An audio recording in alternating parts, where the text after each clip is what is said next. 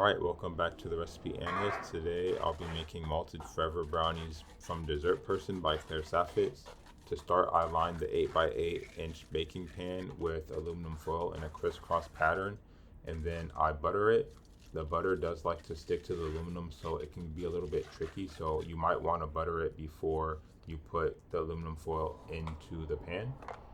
Next, I get some Dutch processed cocoa powder in a bowl and I set that aside. And then I put some water in a large pot to bring to a simmer, and we're going to use that as our double boiler to melt the chocolate later on. While I have some water coming to a boil in a kettle to bloom the cocoa powder, I go ahead and weigh out 6 ounces of chocolate. It should be semi-sweet, but I did a combination of milk and dark.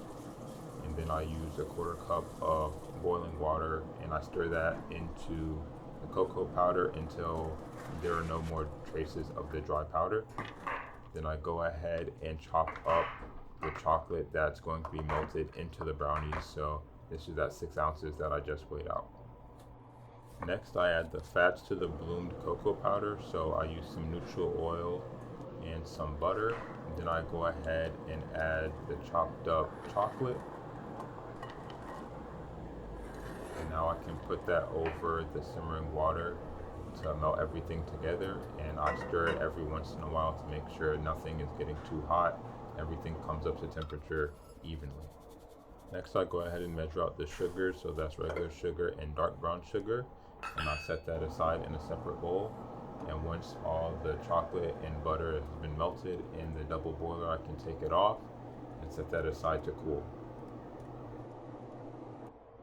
Next, I go ahead and measure out the flour and add the salt as well as the malted milk powder.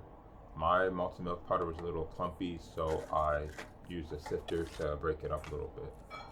Now I measure out 6 ounces of milk chocolate, and then I chop that up, and that's going to be the chocolate chunks that are in the brownie. So you want it to be a pretty rough chop, but nothing too small. Now I can add the sugar into the chocolate mixture and whisk it until it's combined. It might be a little grainy and the fats might separate. And then I can add the egg into egg yolks. And this is the method that I use to separate the egg yolks. I just pass it back between the 2 eggshells. And I can add the vanilla extract, mix that together until it's satiny and well combined. And now I can add the flour, salt, and malted milk powder. And once it comes together, you want to beat it pretty vigorously for about 45 seconds to make sure everything is well combined. Finally, I can add the chunks of milk chocolate and fold them in before transferring it into the prepared baking dish or sheet. Before I put the brownies in the oven, I use the spatula to even out the top and push the batter into the corners, and then I top it with some flaky sea salt.